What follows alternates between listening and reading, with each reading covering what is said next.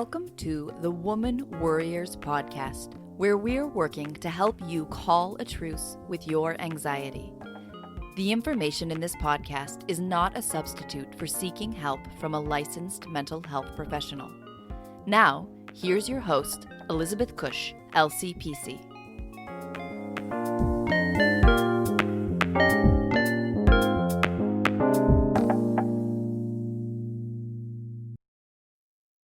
Welcome back to the Woman Worriers podcast. I'm your host, Elizabeth Cush, and I'm a licensed clinical professional counselor in Annapolis, Maryland, where right now we're doing all online therapy.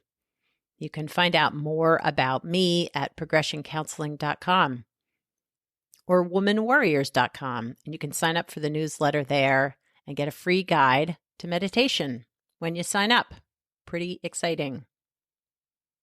This is a bonus episode. This is a conversation that I had with Rachel Snyder last year after the release of her book, No Visible Bruises. And if you've listened to the podcast or you know me, you know that domestic violence prevention and domestic violence awareness are issues that are near and dear to my heart.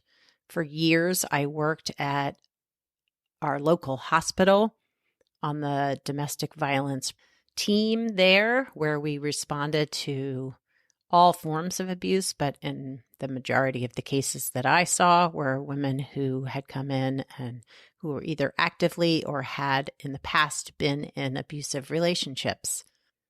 And I myself was in an abusive relationship in college, which for years didn't really recognize how damaging that was to my psyche and my sense of self and trust in myself.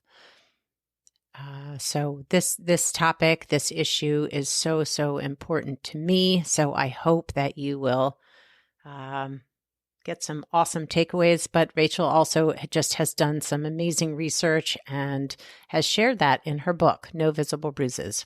So let's get going.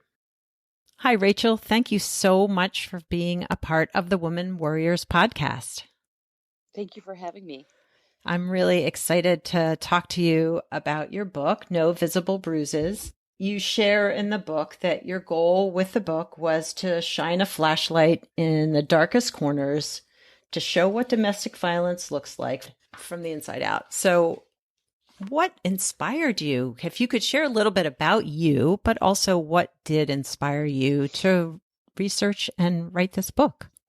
Well, I don't know. In a way, I feel like there's two answers to that, both like internal and external. I mean, I lost my mother, my real mother, when I was just before my 9th birthday. And I feel like in some ways, as you might expect, that shaped my life. It shaped just a kind of general interest I had in survival, like how people survive what they survive.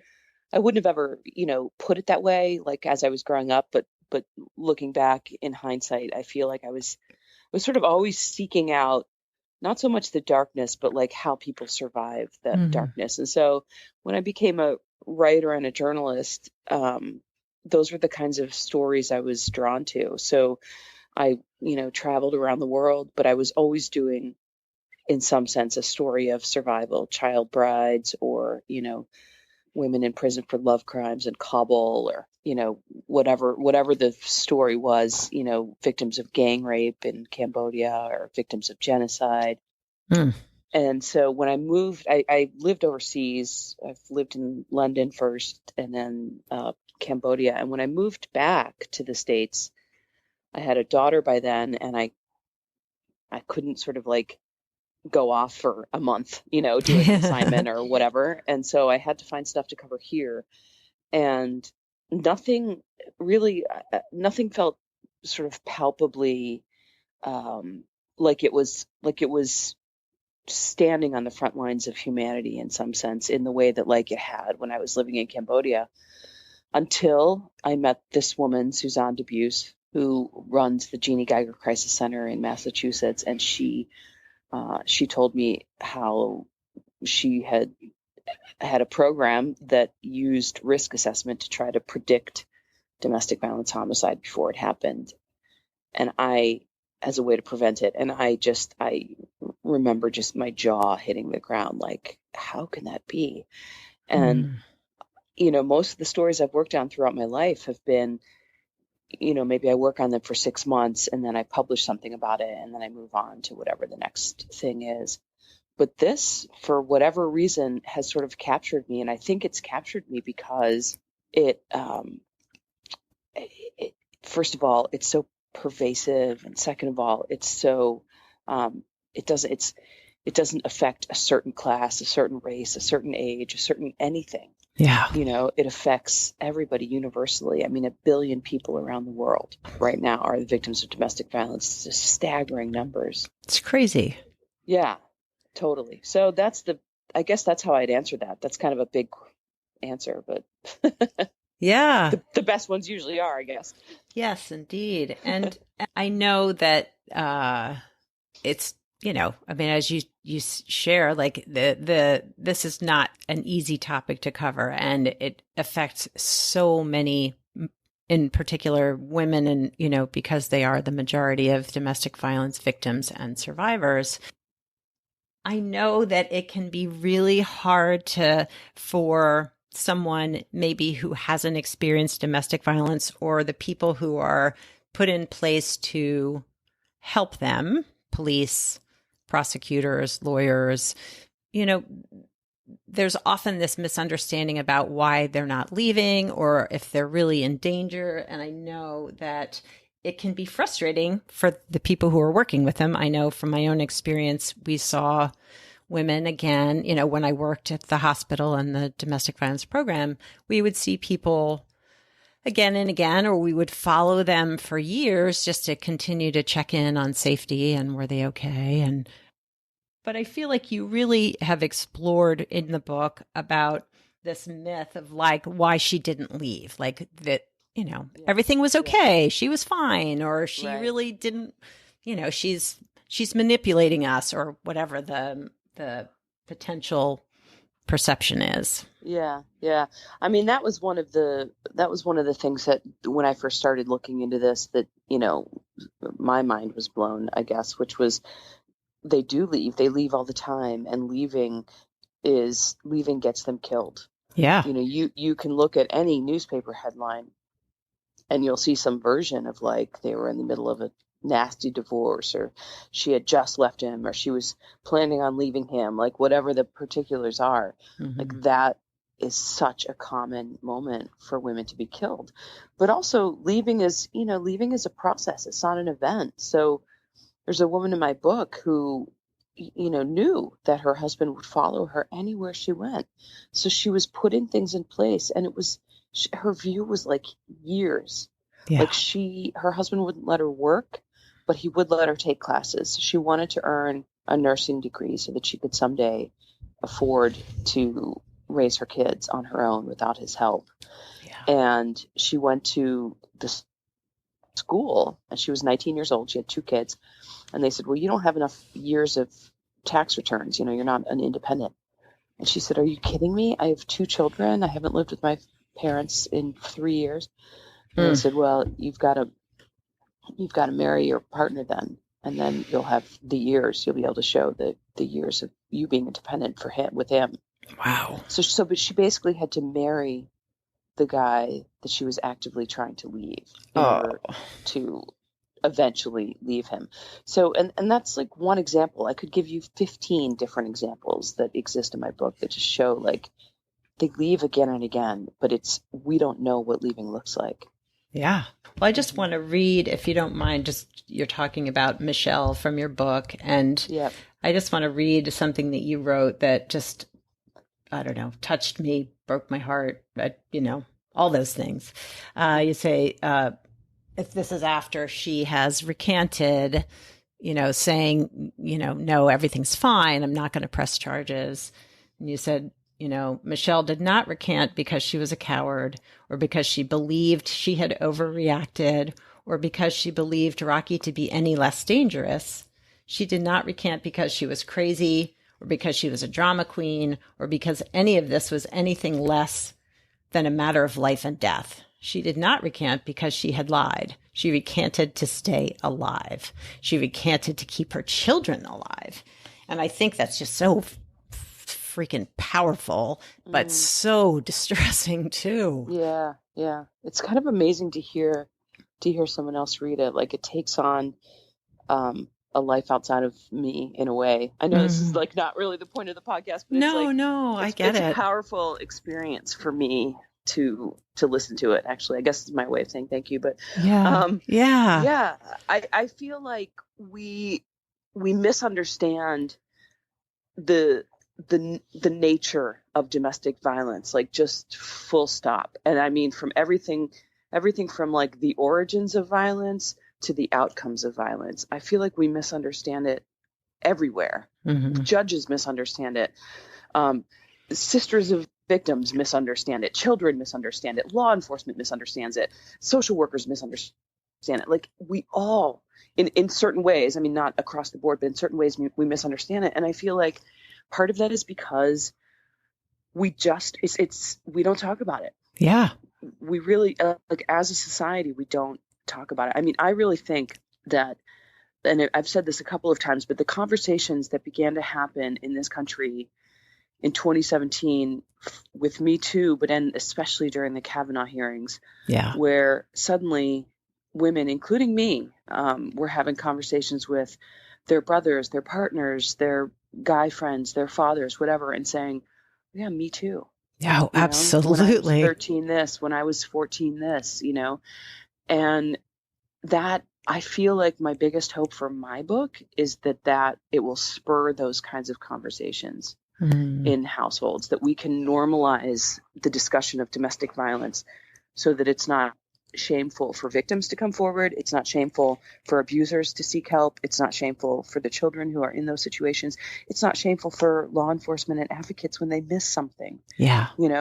I just feel like the key to that is talking about it. Oh, and so much of your book, which I truly resonate with, is just, there needs to be this connection, this talking about it, this sharing, so that too, I think like the Me Too movement, we can start, maybe people who are in incredibly violent or abusive relationships can say like, oh, this isn't okay. Or this is something I experienced back then and didn't necessarily consider it abusive, but it was. Yeah. I think it's really true, because I feel like I've had so many people come up to me and say, I didn't recognize it as this. I didn't recognize. And so sometimes you just don't when you're standing in the midst of it, So I think that is, it's not uncommon. And it's one of the reasons why, like, every talk I give, I just say to people, like, you can go to the danger assessment website yourself, dangerassessment.org. Now, the questions are weighted. You won't be able to necessarily like figure out your own score, but it gives the list of the 20 highest risk indicators for domestic violence homicide right there.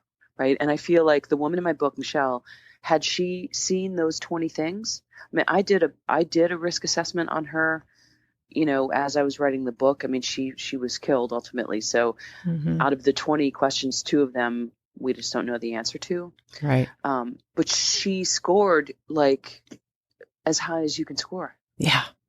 Yep. And I was like, what would it have meant had she had access to this information? Yeah. Yeah. Well, and so I think recognizing too, what you had described in the book, which I really had never considered, that not only does domestic violence homicides end up often killing the partner and the abuser themselves, but it can lead to other violence like children and relatives. And it starts as something at home, but it can be this huge rippling effect as well. Yeah. Yeah, absolutely. I mean, something like 80 or 85% of men in prison today have domestic violence, either as witnesses or as victims in their childhoods, or sexual assault. Wow. And I say that not because it excuses their behavior, but because it contextualizes us. And it's like a roadmap for us, right? It's like a big neon sign saying, this is where you should put resources and energy. And we're completely ignoring it. It's so frustrating. Oh my gosh. So frustrating. Mm-hmm. Well, I want to go back to, the lethality assessment and things that, are warning signs for potential fatalities. And I know that oftentimes the injuries of victims are overlooked or misjudged in their severity, but they can be those warning signs. So what did you find in your research?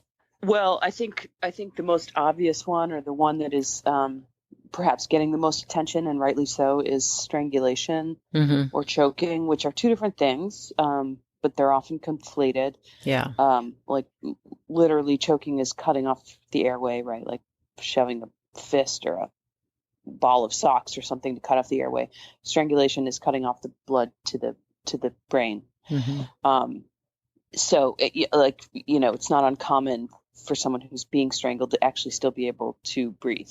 Right. But they pass out from anyway. This is either one can cause traumatic brain injury. Either one is very often the penultimate act before domestic violence homicide. Right. So it is as a sign of dangerousness on a very different level than, like, I don't know, a slap or a punch or something like that. Yeah.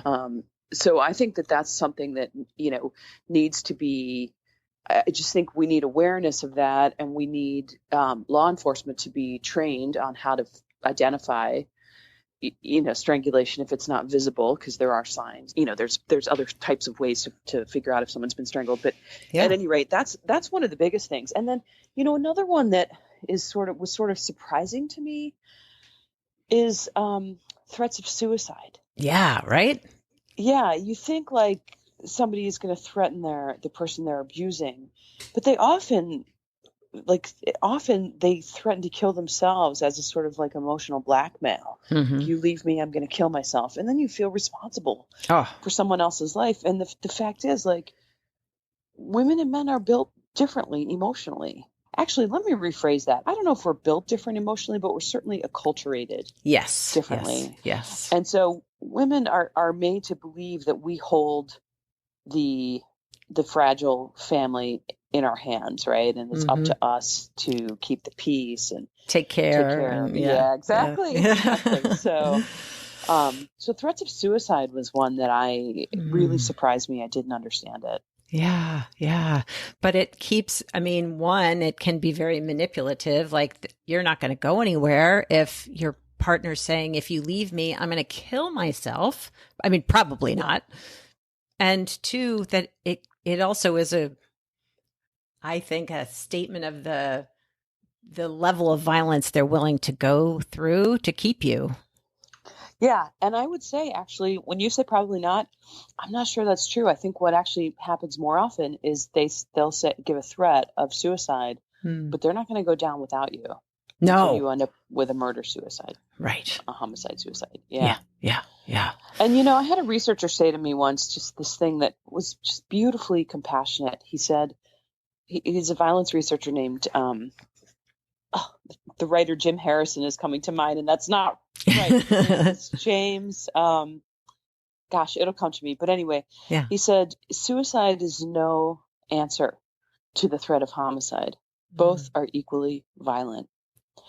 And I just thought that needs to be our approach. Yeah. That level of empathy and grace in a way. Yeah. If we only help victims and we abandon the perpetrators, we're only creating more perpetrators and more victims in the future. And I think what I took away, probably more knowledge about the perpetrators' perspectives from your book than I think, having done work in the domestic violence field, there is this sort of message that abuser intervention programs don't work, that perpetrators don't change, that they are, sort of put in this box of, we're not even going to think about helping them, and we'll just get the victims out. Like, let's get them to safety versus let's Like, how can we change what's happening versus let's just protect? And so I appreciated your perspective on that. I think I don't I've interrupted you there, but as I began to write about it and research it, like in the early years, I just realized we really were only getting the victim's perspective. And although I might empathize more with a victim than with an abuser, I also felt like, as a journalist and as just a curious person in the world, I really wanted that perspective somehow. Like, one of my questions just inside my own mind was like, do they think they're violent? Like, victims never recognize themselves, right? I can't even tell you how many emails I got, even just post publication of this book, that are like, I'm not your typical victim. I'm like, no one ever thinks they are a typical victim. No. But like, do perpetrators think that way too? Or do they know they're violent, right? And in fact, they don't know they're violent necessarily any more than victims know they're victims. You know? And I think we want to believe that these two categories are sort of mutually exclusive, and they're not messy. Our victims are saints and our perpetrators are devils. Yeah, right. But like, the real world isn't like that, right? Sometimes victims are very messed up. Sometimes they have addiction issues, or they are in turn then abusive to their children because they're being abused, or whatever the thing is. Sometimes perpetrators are, wonderful sons to their mothers, but terrible to their wives. I mean, I'm sort of making things up, but like, we want to believe that we are not recognizable in those two categories. And the fact is that we are, all of us are. Yeah. Well, and sort of by keeping it so extreme in these, a perpetrator is the devil, the victim is the angel, or whatever. The victim is the victim. Like, that's not me. Like, I can't be that guy, or I can't be that person. Yeah, it's not me, but it also means, like, when someone stands before a judge, they have to fit that stereotype. And if they don't, the court system could further victimize them. It's especially true for victims, right? But like, yes, if someone's had traumatic brain injury, or someone has addiction issues, or they've been homeless or whatever, and they go before a judge, they're going to have a lot less sympathy than someone who's, oh, absolutely, like, whatever, well-spoken and articulate and clean. Yeah, exactly.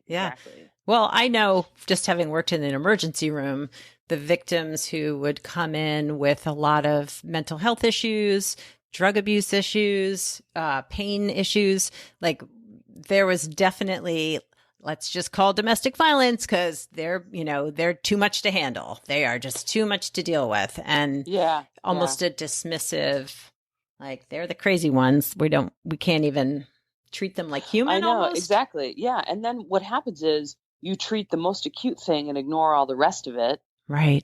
Like, let's set this broken bone, and we're going to forget the fact that she's a victim of severe violence, or whatever the thing is. Right. Yes. So there's that. And then the other thing is, we don't, our emergency rooms don't regularly screen for it's brain true. injuries and domestic violence victims. And so they may have an undiagnosed brain injury.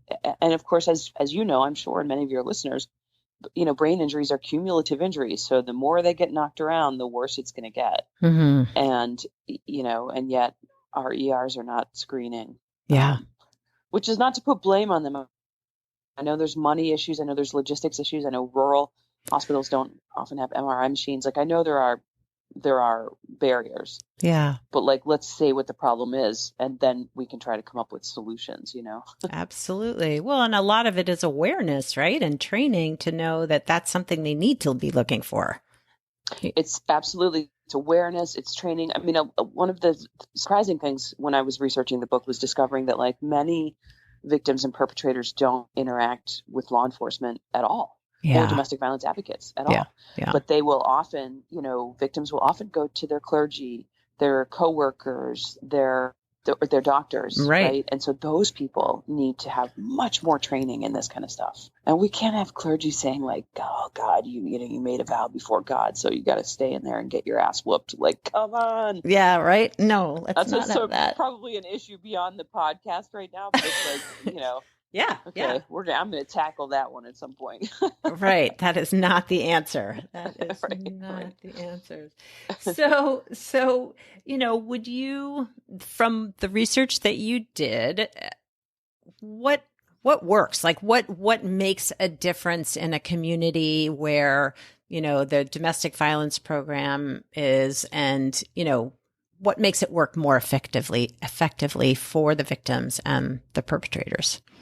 That's of course a very difficult question to answer, and in some sense was the overarching question of the entire book. Yeah. But I feel like, first of all, I feel like there are very different barriers to different communities. So the rural communities have different barriers than urban communities, right? And where you put your resources and where the logistics of things are and what kind of access you have. So those are all questions that need to be answered on a community by community basis. Mm-hmm. But I would say that there are sometimes really small things, like having a jurisdiction check their bail statutes to see if there is a way to hold someone prior to trial on dangerousness, containing the offender rather than the victim. That's one of the biggest changes, because if you can hold someone, and I know in Pennsylvania and in Massachusetts, they both have specific dangerousness statutes, bail statutes, Mm-hmm. to hold someone pre-trial. And these are high risk. These are in high risk categories. This isn't for someone who just like slaps a cell phone out of your hand, right? Do you think they could kill their partners? Right. Somebody who is got the signs of dangerousness anyway. So Yeah. that's one of the things. Another one is communities where the police and the domestic violence advocates and the courts have open communication with each other. They've knocked down those sort of cultural barriers, those professional barriers, to say like, okay, what are the best practices for our community? We've got limited resources. What should we do? Mm-hmm. And then, communities where, and one of the resulting elements of such a relationship, just to give you more kind of boots on the ground perspective, is I think one of the frustrating things for law enforcement is that they'll get called back to a house multiple times. They'll get called back they'll get called, and then when they arrive, they get yelled at.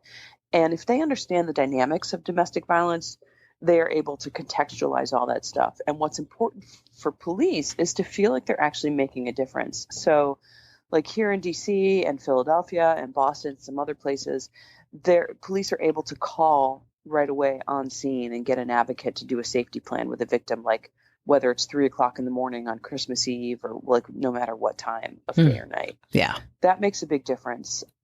Police being trained in how to write police reports so that prosecutors have evidence to work with in prosecuting cases. Yeah. So, to go back to that strangulation issue, for example, only about 15% of strangulation injuries are visible to the naked eye. Yeah. So if an officer is not trained to know that like urination is a frequent sign of strangulation, right, or red dots in the eyes or around the ears, it's called petechiae. Yeah. Or maybe if their area has invested in forensic cameras to see bruising under the skin, all of those things help, because if they don't write strangulation in the report, that doesn't get charged. Yeah. Right. And it's a felony under federal law, strangulation. Right. It's not a felony across all states. Actually, DC, it's not a felony. But under federal law, you can charge it as a felony. So it's just one example of many. But in my experience researching this book, what I found was that there isn't like one thing or one recipe. It's like a whole bunch of little things that any given community can do. Yeah. Two things. We had just gotten pretty recently right before I left the domestic violence program and went into my own private practice, they had gotten a forensic camera to take pictures just for that reason, for strangulation. And in the cases where there had been clear, I had seen photographs where you can see the strangulation marks beneath the skin that you could not see with the naked eye, which is crazy. Like, so that it can show up in these, I guess, ultraviolet light or whatever it is. But yeah, exactly. The bruising. Yeah. Yeah. They're expensive, but I think they're a much better investment than, homicide investigations and jail time and things like that. Totally. Absolutely. Well, and as you said, it gives, I think, too, the victims sort of more ammunition if they do decide to go to court, get a protective order. Like if there is documentation, whether it's at a hospital or a police station, that this happened and there was this injury that's fatal, potentially. I feel like it gives them weight. And it also, you think about Omar Mateen, who did the Orlando Pulse nightclub shooting, killed 49 people. He had strangled his first wife. And in the state of Florida, it is a felony and it's punishable by up to 10 years in prison. And he was never charged with felony strangulation. Wow. So he served no jail time and he was able to access guns. And as a result of that, 49 people are dead today. Right? I mean, I think somebody should have been called to task for that because, it was potentially preventable. Absolutely. Yeah. It sickens me. Oh. So I wanted to just on this topic of how to, like, I guess why it can be so hard for communities to effectively help domestic violence victims and abusers.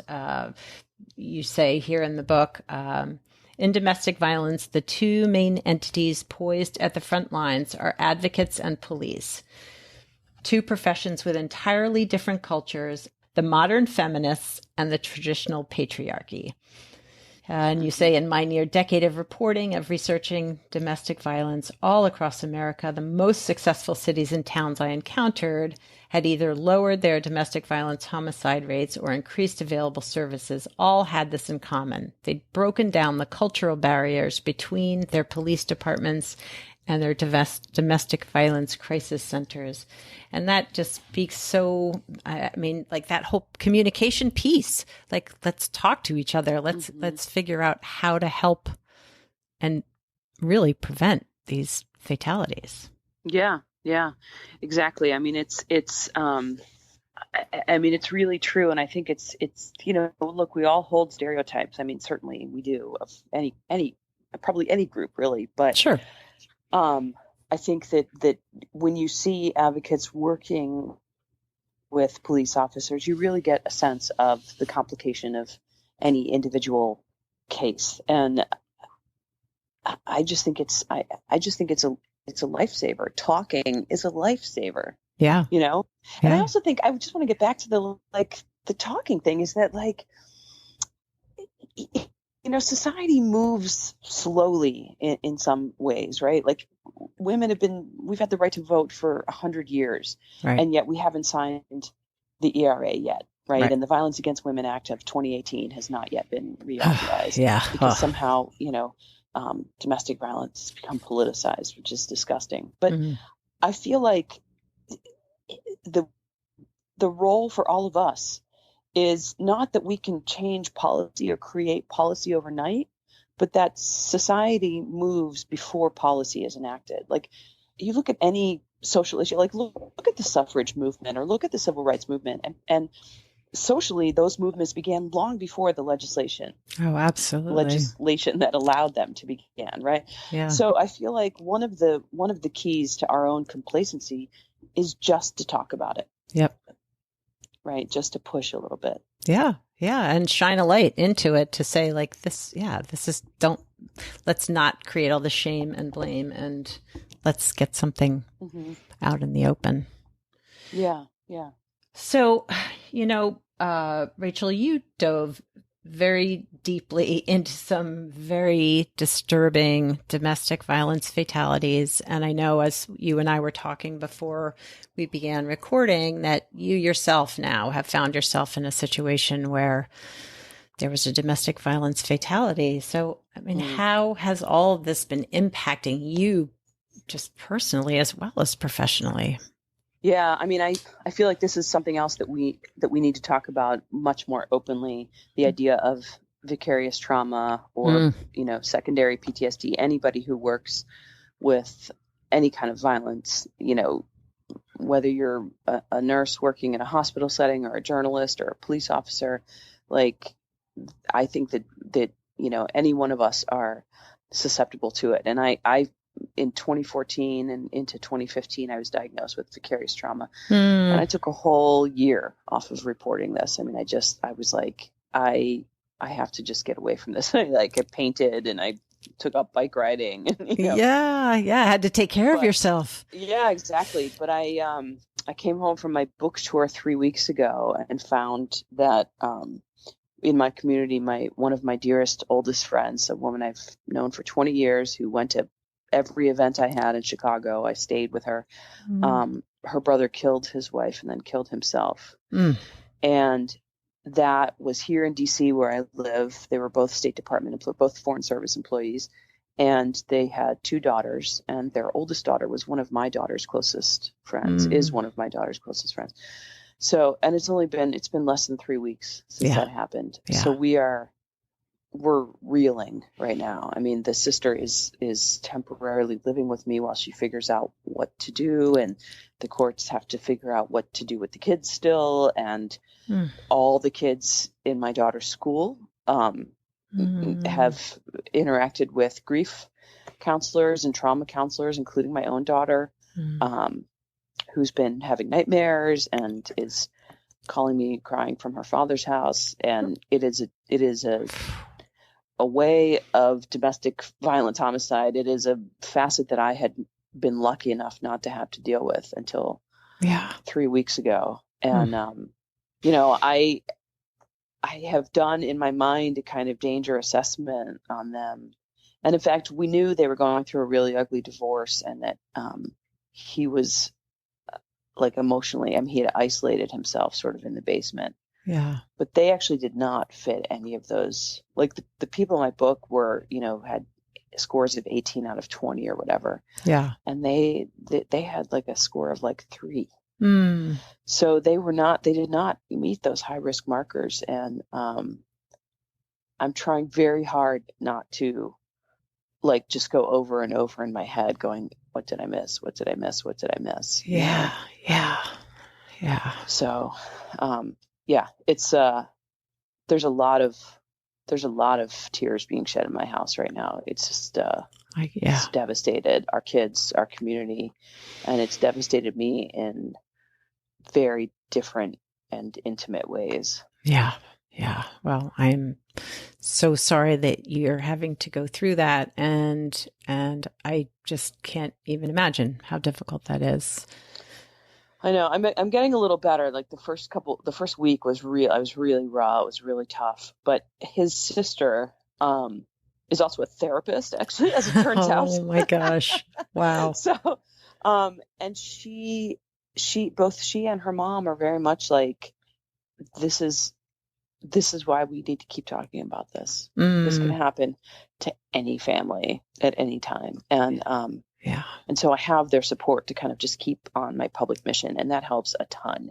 If I was out here feeling guilty about it, I don't think I'd be able to do it, but I know that they are behind me. Yeah. Yeah. And that takes a lot of strength, and it's hard though. Hard to talk about it when it's you, Yeah. Oh no, for sure. I mean, I knew both of them. I went out for drinks with her, a couple of times, and I didn't really connect with her, so I didn't, wasn't friends with either one of them. Yeah. But I was such good friends with their sisters, his sister, and our daughters were such good friends. So yeah.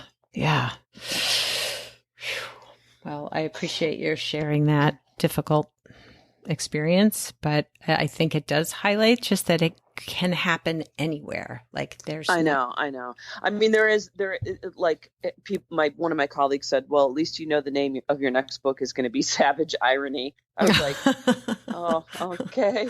It's a pretty good title. I just was like, yeah, I'm on a book tour for domestic violence homicide when my book tour is supported by a domestic violence homicide. I mean, it's an irony that is almost too great to bear. Absolutely. So if you had, just what would you like to share with the listening audience if they either feel as if someone they know might be at risk, or they themselves feel at risk for, either in a domestic violence relationship or potentially a fatal one. Mm. I'd like to whittle this down to one thing, but I can't. No, so I'm going to just say it. a couple things really fast. I'm just going to spout off a thing. Okay. One, talk to boys and girls when they're in middle school. Yep. Parents, talk to your kids about this. Talk to them about consent and all that stuff. They'll learn some consent at school. What they probably won't learn at school is what is acceptable and what is not acceptable when it comes to somebody like being your boyfriend or girlfriend or ordering you around or trying to coerce you emotionally. And you have to start when they're like 11, 12 years old. Yep. That's one thing. I would say if you are concerned about a friend, a sibling, whatever, you can go to the danger assessment website yourself, see the markers for the 20 markers. You can certainly give them the danger assessment website. But there are two other elements that I would think about. One is have them do a timeline of their own relationship, because sometimes you don't recognize or see an escalation until you see it on paper in front of you. Yeah. So it's really important to try to just get a sense of that escalation if it is in fact escalating. And then two, on the danger assessment website, there are apps that you can download to your phone that will set up an emergency call, and you can have that emergency call the police, or call a neighbor who will call the police, or call a friend who will call the police. You can set it up any way you want. I can't remember what the name of the app is, but yeah, if you press it on your phone, the phone will automatically put that into place, but then it switches to like the phone screen switches like Spotify or something like that immediately. Cool. So that if your phone gets taken from your abuser, by your abuser, which is not uncommon, it won't appear that you've called the police on that person. Yeah. And then the last thing I would say is, I think we all need to not feel bad about pressing a little bit. Domestic violence victims often speak in like coded language. They often say things like, well, things aren't going well at home, or, we haven't been getting along lately. Yeah. And I think if you just press a little bit and say, what do you mean by that? Or what's going on? It might be just normal fighting, and it might not be. And that person might say, well, this is kind of personal. And you might say, yeah, I know it is. And I just want to make sure that you're safe. If you're safe, that's cool. You can talk to me or not talk to me. But like, I read this book and I just want to make sure that you're safe. I just feel like, put the blame on me if you have to. Like, I read this book and now this writer's made me paranoid, but that's okay. I can handle it. Yeah. Well, and be open to listening, right? To hear if you feel like there is a problem, and if someone is telling you things really aren't good, be there for that person too. I mean, I feel like the listening part is important too. Yeah. Yeah, for sure. Rachel, I appreciate so much your being a part of the podcast. How do people find you? How will they find your book? I know they can find it on Amazon, but Yeah, they can find it on Amazon. Pretty much every bookstore is carrying it now, as far as I know. Wow. Libraries are a great place. It was just picked by the New York Public Library as like a summer reading choice. So, wow. to the beach with you. That's awesome. And my website is rachellouisesnyder.com. So easy. So easy. Just my name. That's so great. Well, thank you for your time and being here with us today. Well, thank you. It was weirdly, but it was really a lot of fun. Awesome. I guess at the end of the day, it kind of feels good to feel like you're making change.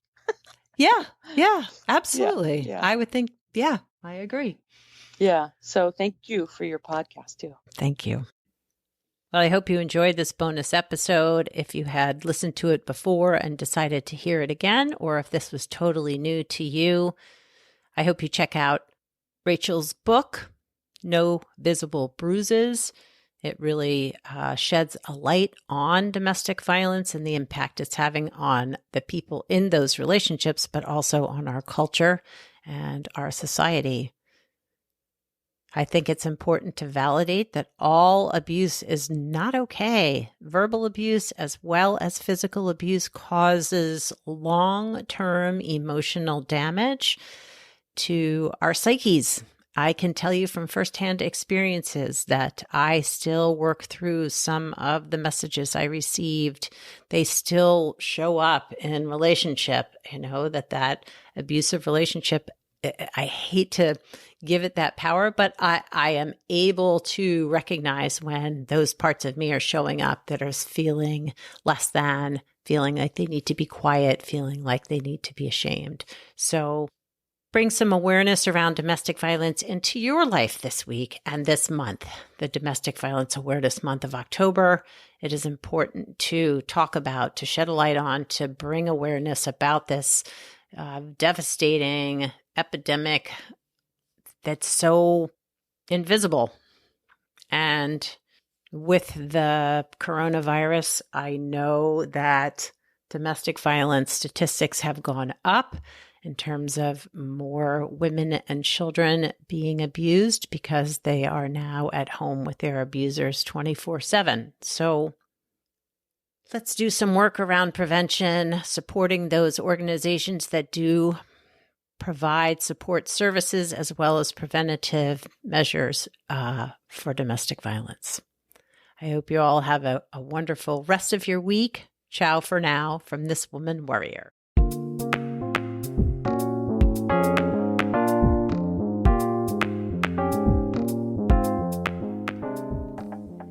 Thanks for listening and subscribing to the Woman Worriers podcast. Music was written and performed by Andy Cush. If you'd like more information on this episode, you can find the show notes, the resources shared today, and links to the guests' profiles at womanwarriors.com.